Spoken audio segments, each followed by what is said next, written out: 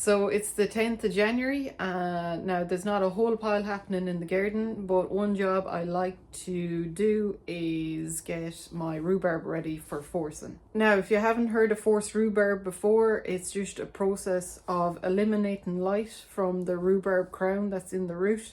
It starts to grow and you get a really pink, kind of candied colour pink rhubarb sticks. And you get these earlier than you would regular rhubarb. Now, is it does it taste different from regular rhubarb? Yes, it's a slightly sweeter, and it's just really, really nice to get that earlier in the season. Something that's really, really easy to do, as long as you have an established rhubarb crown and you have a bucket of some sort that will cover that to keep it in darkness. So I'm covering it now, which is about early mid-January, and I'll be expecting this in early March. I did this for the first time last year and I got some really good harvests of it. I think I took 3, maybe 4 harvests of this crown. Now it can be quite energy intensive for the plant, so that's why you'd always do it on a rhubarb crown that was planted 3 or 4 years previous to that. Because it's established, has enough energy in its root system to cope with the pressure producing the forced rhubarb. So I did force this bit of rhubarb last year and I'll be doing the same one again. Ideally you wouldn't be doing it year after year, but I'm really confident with this one. It's a really, really strong rhubarb crown. It's the only one I had last year.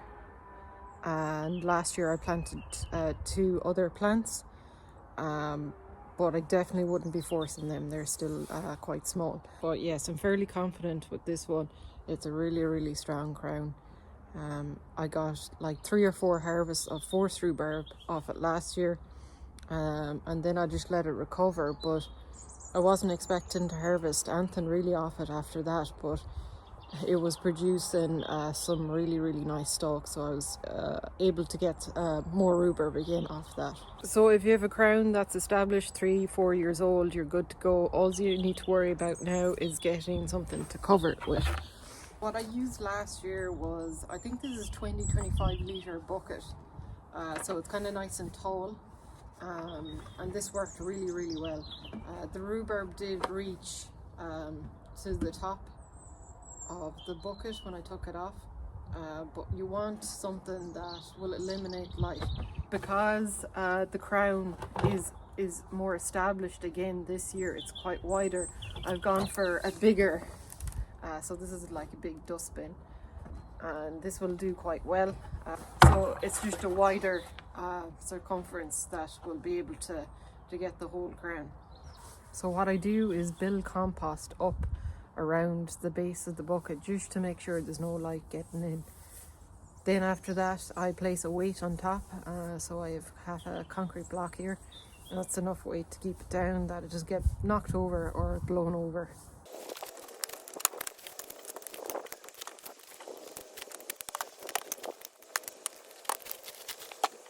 So that's all that's to it. That's all you need to do forced rhubarb. So I'll let this sit here. Early March then I will take the bin off, and I should have lovely pink rhubarb. So there's actually specific pots that you can get for doing this, and they're lovely terracotta pots with a little lid on top that you can check how your forced rhubarb is doing, which is really nice.